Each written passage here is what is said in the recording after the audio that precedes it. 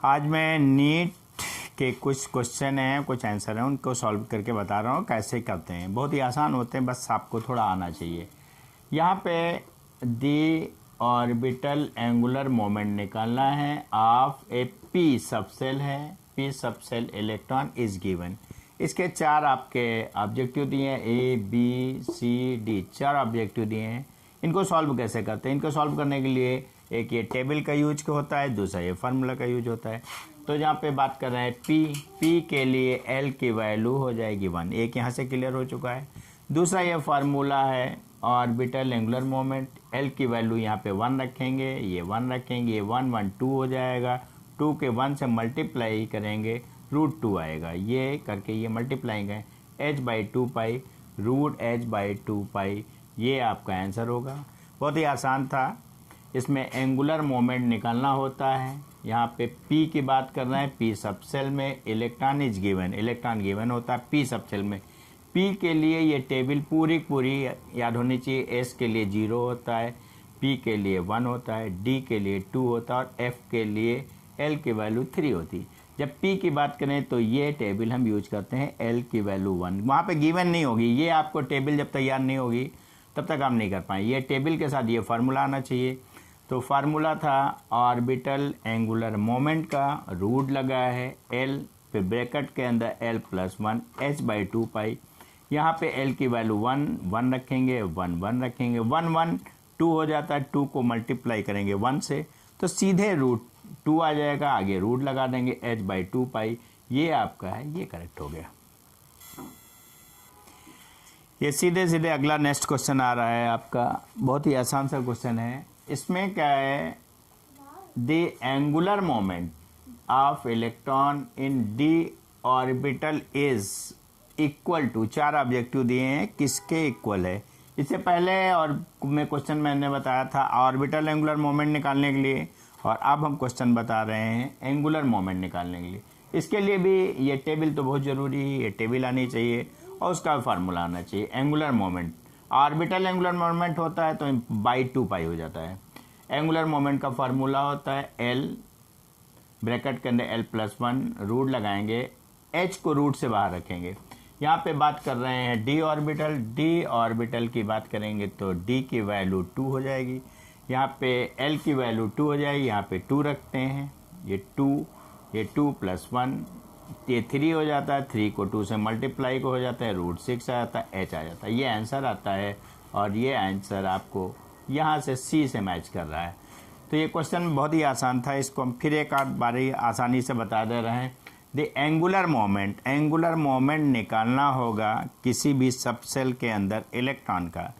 तो दो ही चीज़ें हैं उसमें, एक तो आपकी ये कंपलसरी टेबल आनी चाहिए, दूसरा फार्मूला आना चाहिए।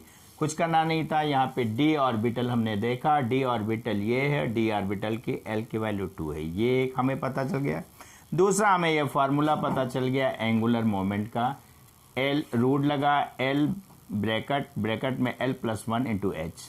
यहाँ पे L की वैल्यू हमने 2 रख दिया, यहाँ भी 2 रख दिया, 2 और +1 3 हो गया, 3 को 2 से मल्टीप्लाई किया 6 हो गया, √6 हो गया, /H हो गया, ये आंसर होगा। अब इसमें से मैच किया, आंसर ये हो गया, कंप्लीट हो गया ये क्वेश्चन। अगला क्वेश्चन आपका आ रहा है कि नाइट्रोजन है, उस पर +2 लिखा है। इसका मतलब नाइट्रोजन से 2 इलेक्ट्रॉन निकल गए हैं और नाइट्रोजन से 2 इलेक्ट्रॉन निकलने के बाद उसके अंदर अनपेयर्ड इलेक्ट्रॉन आपको ज्ञात करना है। ये नंबर्स ऑफ अनपेयर्ड इलेक्ट्रॉन, यहाँ पे ये है unpaired electron in is n+2 is r, क्या होंगे? 2 होंगे, 0 होंगे, 1 होंगे या 3 होंगे। आपको बहुत ही आसानी से ये क्वेश्चन सॉल्व कर देना था। सबसे पहले क्या करते हैं, नाइट्रोजन देखते हैं, इसका एटॉमिक नंबर 7 है, एटॉमिक वेट 14 है। इसके नंबर्स ऑफ इलेक्ट्रॉन कितने हैं? यहाँ पे नंबर्स ऑफ इलेक्ट्रॉन इसमें 7 है, क्योंकि एटॉमिक नंबर 7 है। 7 का इलेक्ट्रॉनिक कॉन्फ़िगरेशन क्या? 1s2 2s2 2p3, 7 का इलेक्ट्रॉनिक कॉन्फ़िगरेशन का दिया। लेकिन वो 7 का नहीं चाहिए, उसने कहा नाइट्रोजन +2, वो कह रहा है कि 2 इलेक्ट्रॉन निकाल दीजिए। हमेशा इलेक्ट्रॉन जो होता है आउटर सेल्स, पहले ये निकलेगा, फिर ये निकलेगा, फिर ये निकलेगा, फिर ये निकलेगा, ऐसे एक एक इलेक्ट्रॉन बाहरी सेल से निकलते हैं। एक यहाँ से इलेक्ट्रॉन निकल गया, एक यहाँ से इलेक्ट्रॉन, तो एक यहाँ खाली हो गया, एक यहाँ खाली हो गया, ये बचा और इसमें कंप्लीट। तो अब यहाँ पे देखें नंबर्स ऑफ अनपेयर्ड इलेक्ट्रॉन आपको कितना है 1।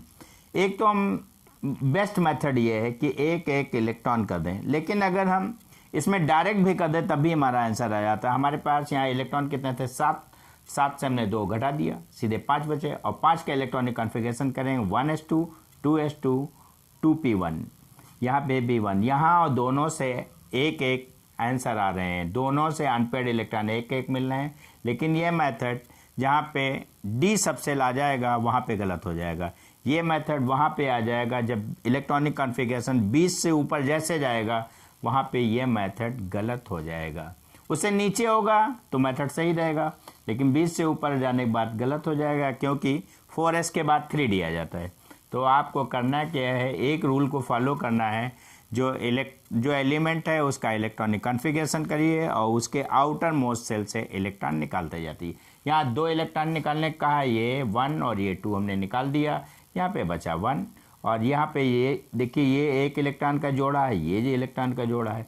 अयुग्मित इलेक्ट्रॉन जिसके साथ जोड़ा ना हो वो आपसे कहता है अनपेयर्ड इलेक्ट्रॉन, मतलब जिसके साथ इलेक्ट्रॉन का जोड़ा ना हो वो 1 है और ये आपका 1 आ गया। ये आंसर 1 आ गया और ऑब्जेक्टिव में आपका आंसर ये हो जाएगा।